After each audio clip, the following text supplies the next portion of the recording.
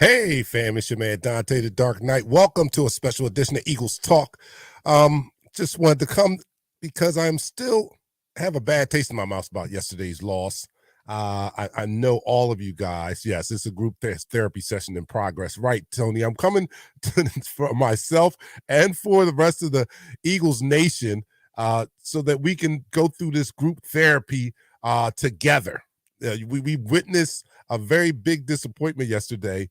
But I'm here to let you know that the sky is not falling. The season is not lost yet. I'm still upset. Don't get me wrong, but I've been listening to the media outlets, sports talk, and all that. And what I don't like is there's some people who are going overboard with this loss. Now, don't get me wrong. There are serious reasons for concern with yesterday's loss. But let's not forget who we are as a team. We are still the 13-3 Philadelphia Eagles. And for those who panic or who are panicking and ready to and just, the building's burning and all's going to hell type of people, though, you have no confidence in what this team has done thus far. If you're at that stage, at this stage of the season, then I don't know where your loyalty or your confidence lies. For you to be ready to jump off the ship or ready to say that all hell is burning, it almost, to me, it seems like you give in to the doubters of the Eagles season that said we had an easy schedule and we didn't deserve and we're not the best team because our schedule. That's the group I would put you in if you are ready to, give up on this whole season. Don't get me wrong. I'm not telling you that there's not areas or reason for concern because of the outcome of yesterday's game. There are big reasons for concern, and we'll go over some of them tonight. But I'm alone. I'm flying solo. This is just some bonus content of Eagles Talk for the Eagles Nation here. So I'm not going to do shots, but I am going to acknowledge you guys. I am going to include you guys in the conversation. So let me just welcome you guys to this special edition of Eagles Talk. And the first person, my co-host, I call you guys my co-host all the time. The first person in the room tonight is Drexel Davis. He says, good evening, everyone. Good evening. How do you guys feel, 24 hours after we witnessed this debacle yesterday? Let me know how you guys feel. JT's in the house. He's second in the room. He says, I'm not a happy camper. I don't think any of us are, JT. Lois Jones says, hey, Eagles fan, one win to take it all. Can we do it? Hell yes. That's the attitude that we need to have. But we're Eagles fans, so we're going to call it like we see it. And that's what we're going to do here tonight. But I was quoting my resident from down under, who is in the area, Tony Barron. He says this is a group therapy session in progress. Yes, it is.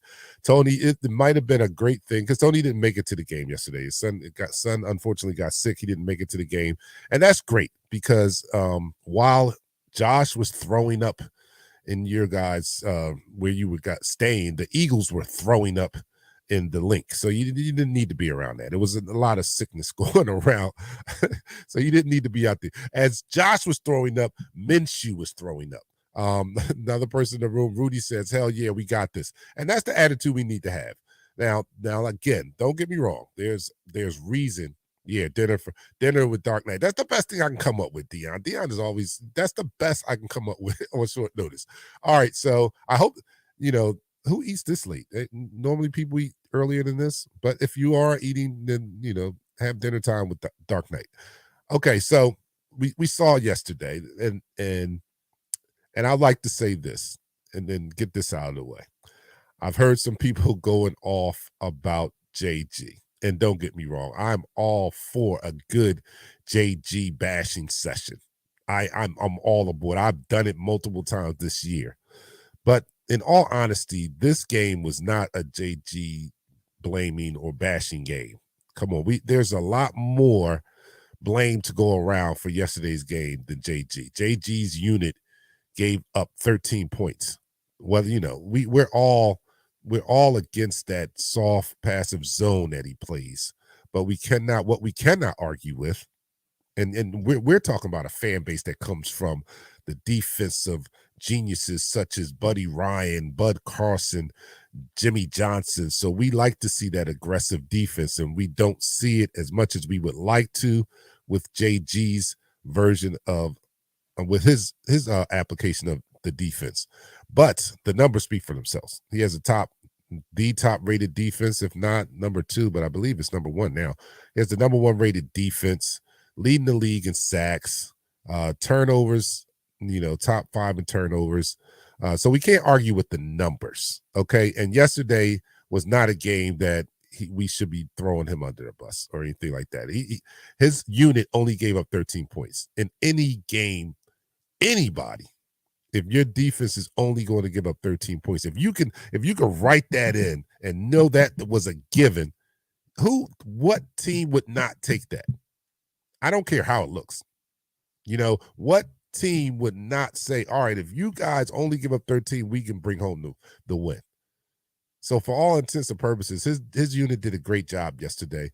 13 points. That first drive, yes, it was horrible. 15 plays and darn near the whole quarter. That was not good, but they settled in after that. So I'm not blaming JG for yesterday's game. 2 of the top or the most responsible people that I will blame yesterday on is Gardner Minshew. Had a horrible game. We all know that, right? He sucked. He really sucked. And I know some would say him more than this next culprit, but I actually put them at equal blame. But he had a horrible game, and I believe that the offensive coordinators or the offensive brain trust, as I like to refer to them, had a bad game also. And I've heard some people say that, well, it wasn't a bad play calling day. Well, it was, because you have to recognize who you're calling plays for. You have to recognize who you are calling plays for. One of the greatest compliments or one of the greatest things that Doug Peterson did in his run to the Super Bowl was adjusting a whole offensive scheme to fit his backup, right? He whatever he was doing with Carson Wentz, he scrapped that and went and found and molded his offense to fit Nick Foles. And that's why Nick Foles flourished in that playoff run, right? So I expect the same from this coaching staff to have done that. And maybe that's where I see that they dropped the ball a little bit, that they did not mold this offense to take advantage of what Gardner Minshew did best. Now, granted, he didn't do anything to to help himself. He didn't do he had a horrible game. It's no ifs, ands, or buts. There's no other way to put it. Gardner Minshew, he threw up all over the field yesterday. So, but again, I have to give some blame to the coaches. I have to give some blame to the play calling that was going on. So you guys in the room, please let me know who is most to blame for yesterday's. Who do you see as most to blame for yesterday's loss. Gardner, I'm not even going to give you a multiple choice. I just want to hear your responses. Who do you think? As you guys do that, I'm going to go to a couple comments. Khalil says, at what point does the special teams give something? Yeah, we've kind of gotten away from them after those two games, or when they corrected their biggest, they were horrible early and they got better. I would guess around about 4 games ago, I'd say they kind of improved, and I have not been focusing on them a lot. So I have to look at the game yesterday and see, because they weren't my focus yesterday. It was Gardner Minshew was just stinking up the place so bad. I didn't have time to see what the damn special teams was doing. I was just worrying about what the hell he was doing with the ball, and what the hell was the coaching, the play calling, Steichen, and then what were they doing, calling so many pass plays against a team that's ranked 23rd against the rush. That's what I was too busy figuring that out. All right, Palatero says, Darius, big play, burn, slay. All right, is that your choice for who's most to blame for yesterday? I don't know. What up, Newt? What up, Newt? Happy New Year. Our boys are leaking oil right now, but all they have to do is win this week, and they will get some much needed R&R. They should be ready for the playoffs. And I'm glad you put that up there, because that's the attitude that we have to have. Although I think they had a brain fart, and this is an area of concern for me, is that I'm blaming them for yesterday, but I have to give them credit for where we are. I can't forget, just because of one game that could have clinched the number 1 seed, I can't forget the great job they've done this year to get this team to 13-3. We can't throw that out the window. I know we have to stay in the present tense, but this coaching staff has done a damn good job of getting this team to 13-3. Let's not forget that. Even if they have, as they did yesterday, have brain farts, they usually come back and correct the problem. But this is where my concern is. You don't get that luxury in the playoffs. You don't get the luxury of having a brain fart that costs you the game and come back the next game and correct it. If you have a brain fart that big as what I think they had yesterday, you don't get to play the next week. So they've done at times have had great in-game adjustments. Not very many. I don't know if they're really known for that. If you had to give them a attribute that you say they were good in, I don't know if in-game adjustments would be at the top of that list. I don't know.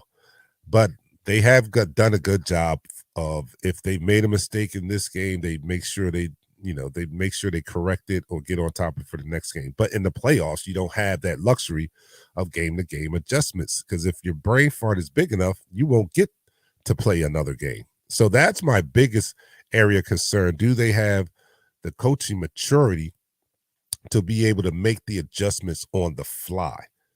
Yesterday, it's a very easy thing to coach from ahead, to come out and jump on your opponent quickly, such as we did early in the season for most of the successful run that the Eagles have had this year. We've just come out and jumped on top of teams. And throughout the season, we were looking for little tests for them to pass. And, we saw in a few games where adversity struck early and they didn't get out to a fast, a big lead early or a fast start, and they were able to overcome them. We didn't have a whole lot of those instances, but we had a few, and we thought that, okay, that this team is really built solid. The coaching staff is really doing a good job, but we really haven't had a big sample of that type of game, right?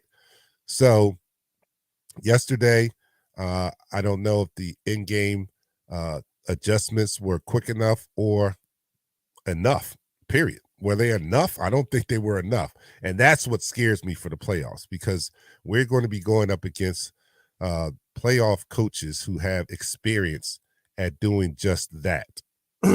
Now, the best case scenario, hopefully we get our MVP back next week, and we get back to having fast starts and getting ahead of people, and we just cruise like we did.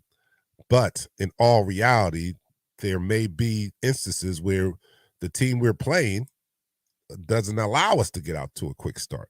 So now what in-game adjustments are we going to make? What is the mentality or the moxie of this team? Where's their heart? Are they going to be able to come back? And that brings me to another area of concern for me.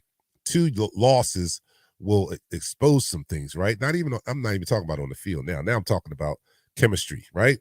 So we have two losses in a row, and 2 weeks in a row, we've seen leaders on this team kind of point fingers. I don't like that. I don't think that bodes well for us either. Chemistry, locker room chemistry is big in making a run for the championship. And last week it was big play Slay. And I don't know if he totally threw him under the bus, but he did point fingers. Okay. And this week it's AJ Brown. And none of what they said, I believe, was untrue. I just don't like the way they approached it, especially as leaders of the team. Pointing fingers in public is never a good thing. You have to be bigger than that. You have to do a Sirianni on that. Now, I don't agree with everything Sirianni gives me in the press conference, but when Sirianni comes out and other coaches, Big Red used to do it sometimes, and they come out and they take the blame, and we know the blame is not theirs, but they take it as the leader of the football squad. They take it anyway. They put it on themselves. Maybe those two want to take a page out of that type of book. You handle that in-house. You have a problem with Minshew not looking over and him not recognizing. Yo, let's talk about that in the media room. Let's not point fingers in the media. Doesn't help anybody out. And I've been hearing reports about his body language during the game, and that's another thing. Like, yo, we've got to do a better job in building people up, and instead of that might have been what shook him, because not saying that Minshew is an outstanding quarterback, right? I'm not saying that, but if you're having a tough game, the last thing you need is for your players or your teammates to come at you negatively. I don't know. Some people can respond to that, some people don't. And obviously he's not the one that responded. It looks like he fell apart the more the game went on. And another thing that I don't think we should discount is the fact that Lane Johnson was not in this game. So that possibly could have contributed to his happy feet, because Minshew had some happy feet. He had, as I said, he had a horrible game, but he had some happy feet. And that could possibly be because Jack Driscoll was out there making Cam Newton look like a Hall of Famer. So if you have no confidence in being comfortable in the pocket, and you see Cam Jordan manhandling your right tackle, that might contribute to some of your happy feet and take away some of your confidence too.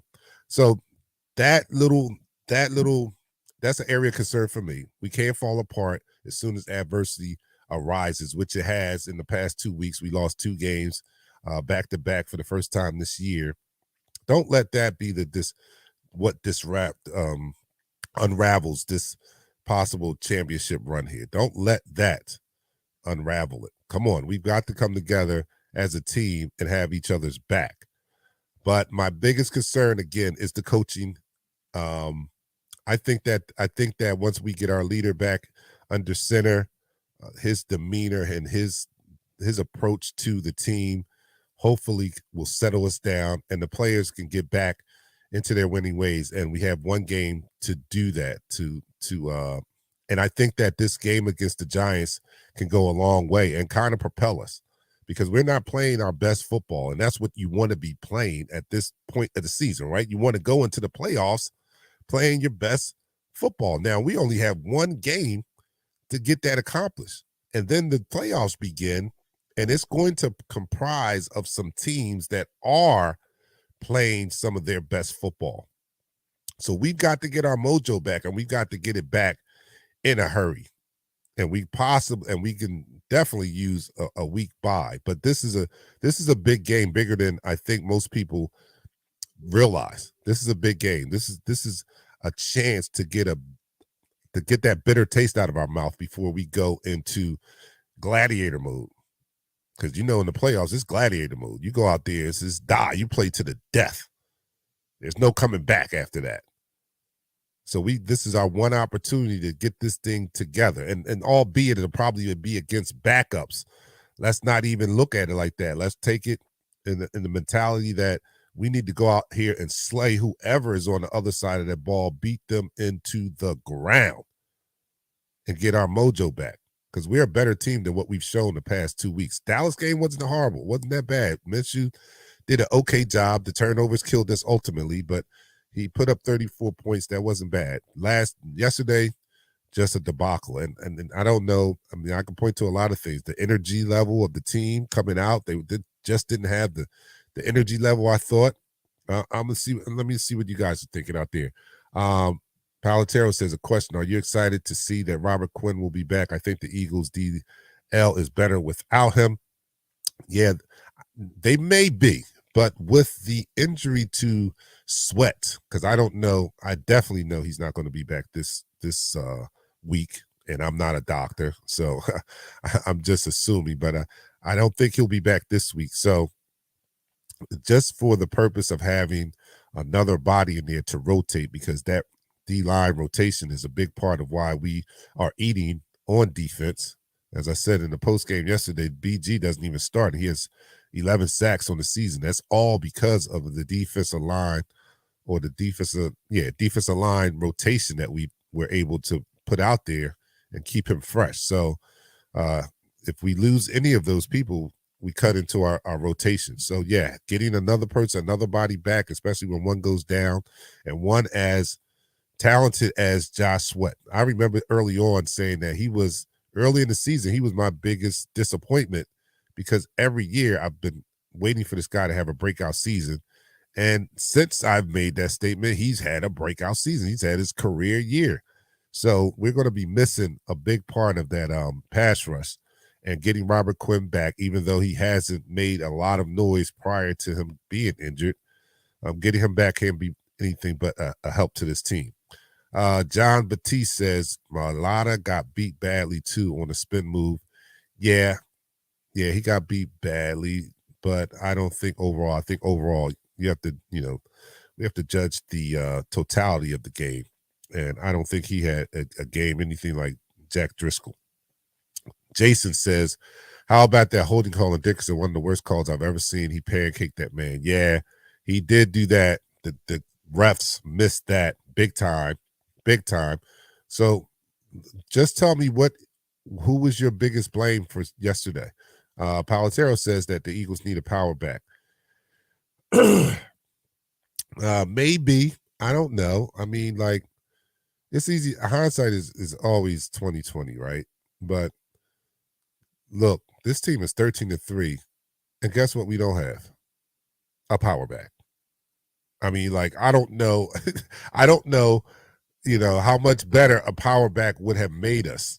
We're 13-3, for Christ's sakes. I'm saying, like, 2 losses at the end of the season, kind of, taints it. But, I mean, when you look at it, 13-3 is 13-3. And maybe going forth or next year, you think about something like that. But they've been having success with this group of players on this roster, and it may be minus a power back. So I don't know. Dressel Davis says struggles coming at the wrong time. Yes, that's a big concern also. Like I said before, you want to go into the playoffs. You want to be playing your best football going into the playoff, or near such, right? And I don't know if this team has the switch or has the ability to turn the switch on once the playoffs start. So I'm going to take it that we need this last game of the season to correct some things, to come out and get our mojo back, before we take a break for the playoffs. Now, I'm not concerned. Surprisingly, I'm not concerned with whether we'll beat the Giants.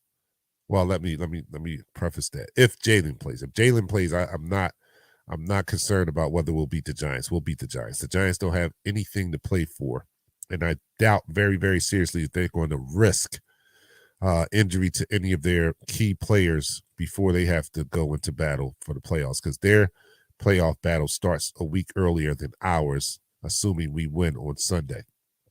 So I don't think they're going to jeopardize that by any stretch of the imagination by playing their stars Sunday. So I think we're going to win that game, but we need to be in the right mindset. We need to go in with a win under our belt. And low key, this loss might not have been a bad time. I mean, these 2 consecutive losses might not have been a bad time, because I still, I'm upset. Don't get me wrong. I'm upset about what transpired yesterday, but I still have faith in this team and this group of veterans that's assembled, although they let me down yesterday with the A.J. Brown comment. But A.J. Brown, Slay, even more surprising because he's older. He's 32. A.J. Brown's 25. He's still a young guy. So, but with the veteran leadership on this team, I'm surprised that they allowed that finger pointing to go on, and I hope that somebody's taking these guys aside and letting them know that, like, yo, this not the way, yo. That's not the way. Ed Clinton says O-line gave a 5 sacks first half, first play of the game. That almost got a phone through my TV, and that's because Minshew undecisive with the ball, holding on too long, happy feet, the inability to escape the pass rush. And there was pass rush, as I said before, no Lane Johnson. And I don't think we give enough credit to that fact also, that he's a big part. He's a big keg in that offensive line. We call our offensive line one of the best in the league.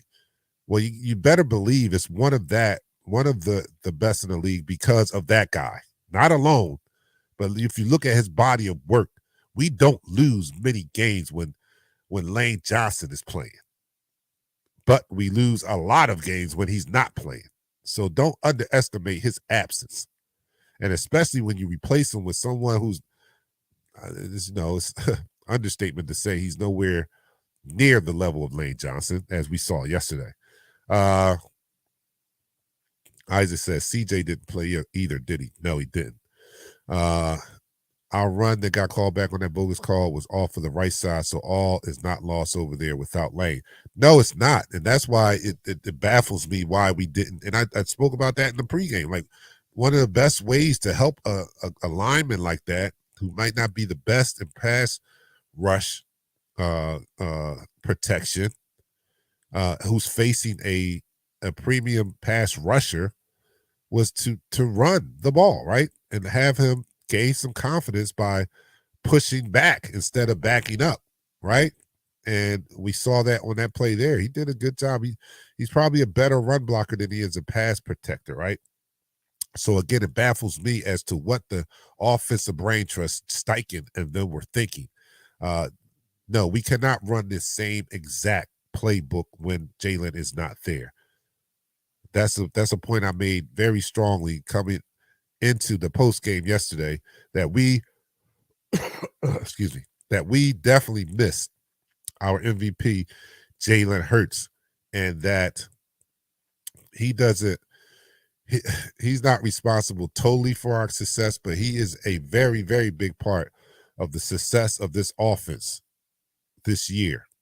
I think he gives the play callers the luxury of making bad calls and making a good play out of it because of his special athletic ability, right? His decision making has been on point this year. They've given him options or a situation where he gets to make some decisions in game during the play, and he's made the right ones. And we see what the difference is when you have a quarterback that doesn't make the right decisions. And I think that he has helped cover up some of their shortcomings. I'm not saying that that they have not done an yeoman's job in designing and scheming the offense around Jalen. They've done a great job at doing that. But Jalen is a special talent, and he's very much contributed to the success of this offense just by being who he is and having the abilities that he has. Jeremiah Andrew said Minshew had happy feet against Dallas. He had happy feet yesterday too. If you notice, he did. John Batiste, what's up? Bro, I promise that was horrible. Even the announcer says so. Yeah, it was, man. Kenneth Stanley, coaching sucked on the offensive side of the ball. Yes, it did. It totally sucked. And that's a big concern of mine. You know, like I said, hopefully Jalen comes in and everything goes back to normal. You know, hopefully. My fear is if they have another brain fart like that in game, are they going to be, do they have the coaching maturity to be able to make the in-game adjustment and allow us to play on? Because it's gladiator time. After Sunday, it's gladiator time. It's to the death. JT says on a few plays, Minshew had 20 yards of green grass and he played scared. Yeah, I agree. Palatero says Robert Quinn should come in limited package. Yes, he should. And Jason says offensive play caller was one of our worst games given the circumstances. You need to run. Yes. Why would you open up the game passing against the number 2 ranked passing defense who just got back their best defensive back? You know, that guy that did the pick six, you know, Lattimore, that guy. Your opening is let's pass against this number 2 passing defense who is getting back their best secondary player. We're just going to open it up with our backup quarterback, and we're going to pass. Instead of taking advantage of the number 23 ranked run defense, and by the way, we kind of run the ball pretty good, and not go that route. I think, you know, it was a bad game for both Minshew and Steichen, and I hope that was just a blip on the radar and not something that's going to continue, because we can ill afford for it to continue. Barry Blue says Nick had no game plan. No, he did not. That's what it seemed like. It seemed like he had no game plan. It seemed like they were confused themselves. And that's probably understandable. Like I said, like when you're playing from ahead a lot, you don't get to sharpen those skills, right? Because it's easy to play from ahead. It's easy when everything is going right and everything you're drawing up is working. It's a different ball game when it's not working, right? I had a professional one time said, you don't learn anything until something goes wrong. That's when you learn something. And in life, period. You don't learn anything while the sun's out, and you don't learn anything when everything's going right. You only learn something when there's some adversity or something goes wrong. So we've had the privilege of having a lot of things go right this season, you know, hence the 13-1 start. And we haven't had too many situations where things have gone wrong, especially as wrong as they went yesterday.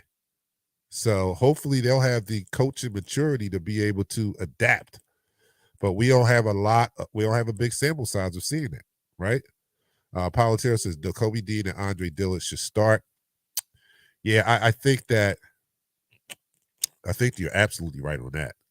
I don't know if they'll do something like the Andre Dillard move until we see what happens against the Giants. Tony Barrow says more time for Dean, you think? Well, you know what? Kazir White didn't have a bad game. Kazir White had a good bounce back game because he didn't have a great game against the Dallas Cowboys, but he had a better game against these Saints yesterday. And that's another thing that irks me too. Like, and I'm making a case for JG again. It's not very often that I do that, but JG made that adjustment after the 15-play drive, and they shut him down. So the defense was, again, if your defense is only going to give up 13 points, and you're playing the Saints, you should win that game 7 out of 7 times.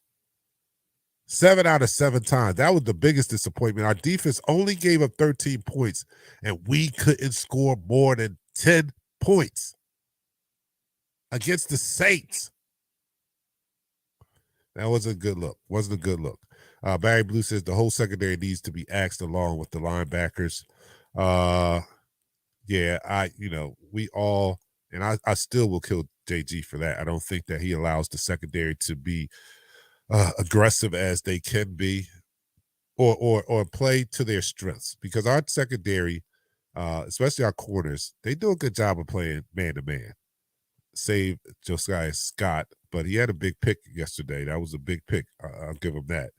But when Maddox was back there, we had some good D-backs that could play man to man, and JG refuses to allow them to do that, so he can get a little more aggressive on the pass rush. Now, even with saying that, it sounds kind of contradictory, because we lead the league in sacks. It's with that mentality that he has.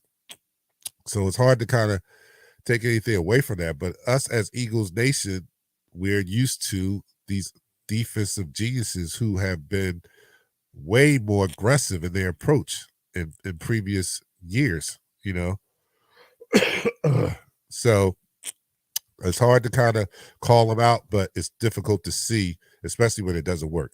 Power back doesn't do it good if you don't call any run plays. You're right about that. Palatero says, I take that back. Eagles don't run the ball. Barry Blue says 13-3, yeah, but losing 2 games coming into the playoffs is bad. That means teams are figuring you out. Yes, that's no truer words have been said, Barry. You're right about that. Floyd says you need a power back for the fourth quarter to pound the ball. Yes, when do they do that though? How many times? That's the recipe for success, right? Especially in the playoffs.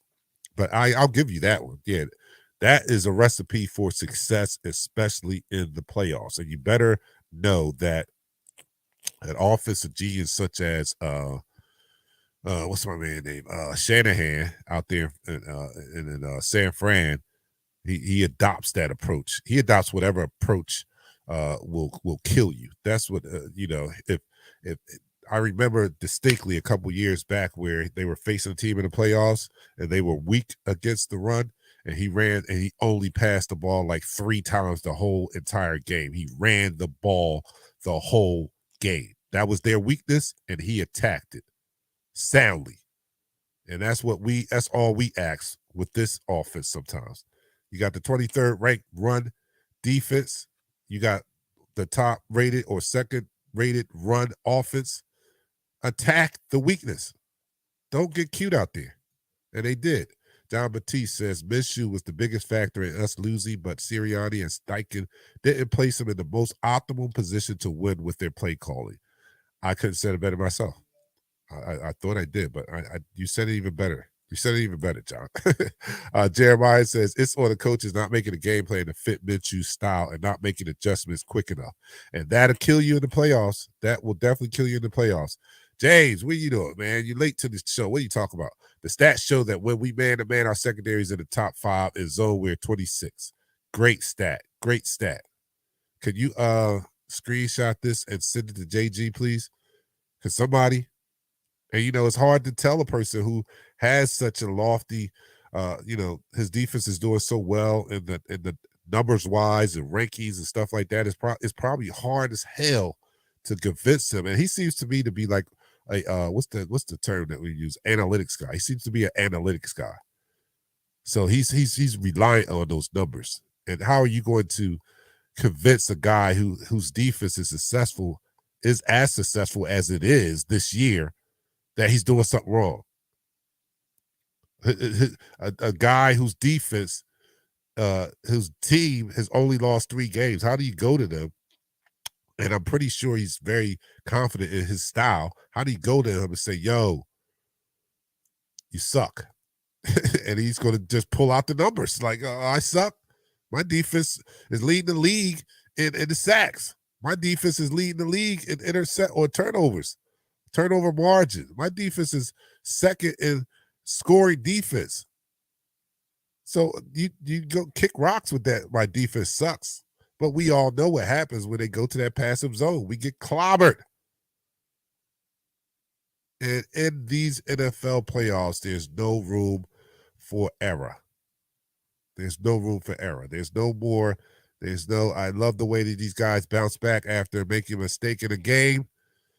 But if you make the wrong mistake, then you're not going to have the ability, the luxury to come back and redeem yourself. You're going to be out. You're going to be dead. Palatero said, what happened to Anthony Harris? He's still on the team. Actually, Anthony Harris must suck. He must not have been ready to play because he has not seen any parts of the field, I don't think. You guys correct me if I'm wrong. So that says to me that the coaches are seeing a lot more than what we're seeing in practice, and he's just doesn't have what it takes to supplant even the safeties that we're not happy with. Dion says, yo, Minshew managed to F up Christmas and New Year's. Yes, he did. Yes, he did. I heard that on Sports Talk too. Yeah, that's facts. Kyle O'Brien, coaching lost us this game. Yes, Minshew didn't help, but this is on Shane and Nick. That's what I say. That's where I'm going with this. I'm kind of 50-50. I'm not, but I definitely believe that they are the co-culprits in the biggest blame for yesterday's loss. And and while the Minshew part is not the horrible part, that's not bad because we expect him to be sitting on the bench somewhere when we're in the playoffs, right? But our coaching staff, we can't bench them, so that's the biggest, So that's the biggest area of concern for me. Minshew, he did probably what we expected him to do, right? We know he's not a starter. We know he's not. And can we kill that noise about anybody can play quarterback on this team because we're so talented? As we can see, that's wrong. The lie detector test determined that that's a lie. So let's kill all that noise. No, we need Jalen. Jalen is a big part of what we do and a big part of the success of this offensive scheme. And he helps make the offensive brain trust look so good. He's not the sole reason. I'll give them some credit for play designs and some of the play calling, but he ties it all together and makes it work. And without him there, you see the big drop-off. The big drop-off. Jay Blanco says, Kazir White hasn't been playing that good of late. Should we give Nakobe Dean some playing time? I think he had a bounce-back game yesterday. He had a horrible game against Dallas, but he had a bounce-back game. But if you want to give him some time, I think Nakobe Dean has earned that. We saw him in extended action when Kazir went out that time. And if we don't happen to bring Kazir back next year, Nakobe Dean will be ready to fill those shoes. I'm confident of that. Patrick, my co-host, Jonathan Gannon's zone defense and situational blitz defense is terrible. Terrible. I'm assuming he's saying it in his Charles Barkley voice. Terrible. Man-to-man situations where teams have to pass because of our offense. His defense is great at getting to the quarterback. Yes, it's a much easier thing. And this is another reason why I said Jalen is so important to this team, because I'm giving him a lot of credit for the success we've had on offense. But because of the success that he's helped our offense have, it helps out our defense. When we get ahead and we're playing ahead and they have to play catch up and the other team becomes somewhat one-dimensional, yes, Jonathan Gannon's defense looks good when they know that their only job is to go get the quarterback. It's those times when the game is close and they still have a variety of options that he may get sometimes out coached. Let's put it that way. That's when that zone defense doesn't look so well. Jeremiah Andrews, if we can't figure this adjustment shit out now, going against more experienced coaches, it's going to be a problem. And that's my biggest area of concern. That's my biggest area of concern, is that this coaching staff doesn't have the coaching maturity, or AKA experience, that they'll be able to bounce back in game. Because like I said, it's easy to play from ahead, but in the playoffs, we definitely will have to be a dominating team to be playing from ahead in all of our playoff games. You got to expect in somewhere in the playoffs that there's going to be some adversity, and we may not. It may not be a blowout. So in those situations, is our coaching staff ready or able to make those in-game adjustments? All right. Patrick says also the talent on the team. The 49ers have less talent, but their defensive coordinator puts his players into positions that leads to that defensive success. I agree there. Jeremiah says, if we can't figure this adjustment shit out now. I read that one. I'm sorry. I really thought Minshew was going to have the same result that he had in Dallas or better because we also won against Dallas. I thought so also, and I think that's what the coaching staff thought also, and that's why they took the chance in allowing Jalen Hurts to sit out another game. Had they had any inclination that this was going to happen, I'm sure they would have allowed Jalen to come in and secure that win this week. But who of us did not think that Minshew would be enough to beat the Saints? I'm guilty. I'm guilty. I thought that he could take care of that. And we found out, unfortunately, that that wasn't the case. All right, guys, look, so in closing, let me just say there are areas of concern and there's reason to be concerned, but there's not any time. It's not time to jump ship. It's not the Titanic. It's not going down yet. It's not time to jump ship. It's time to get back and have their back and have a little bit more confidence in what this coaching staff has done thus far this year. And although they had a big brain fart yesterday, this coaching staff still has this team as 13-3. This coaching staff is still responsible for that. This team being 13-3. So they're doing something right. They just have to get back to doing it. I'm your man, Dante the Dark Knight. Thank you guys for having dinner with me. Go and watch your basketball. It's a good game on tonight. The Bills and the Bengals. I'm going to check some of that out. Enjoy the rest of your evening, and I may be giving you guys some more coverage before Thursday. But if not, we'll be here Thursday, 7 p.m. My co-host will be joining me, and we'll dissect this game even more.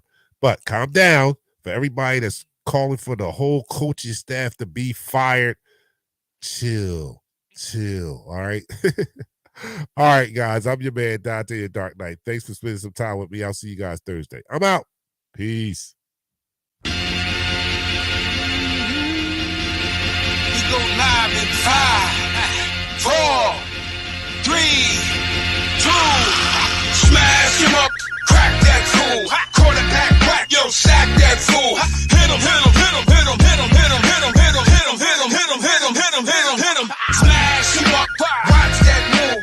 Went too swift, can't catch these dudes. Can't hit him.